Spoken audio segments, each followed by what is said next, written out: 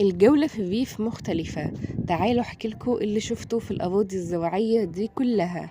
منظر الخضرة والشجر تحفة، ومنظر السماء والأفق على امتداد البصر حلو جدا ومريح نفسيا كده. الواحد كان حاسس انه في جنة حرفيا. طبعا في الوقت ده من السنة محاصيل كتير لسه ما استوتش، زي البلح اللي لسه أخضر والموز.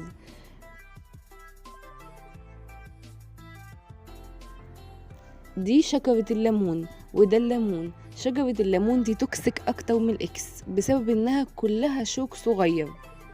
أما ده بقى فقد تعتقد إنه ليمون، ولكنه يستفندي عامل نفسه ليمون لأنه لسه صغير وما استواش خالص. ما تنساش تعمل متابعة ولايك وشير، ولو انت على اليوتيوب تشترك في القناة وتستنى الفيديو الجديد. دي كانت حكاية جولتنا في الريف، نتقابل إن شاء الله في تكملة الحكاية.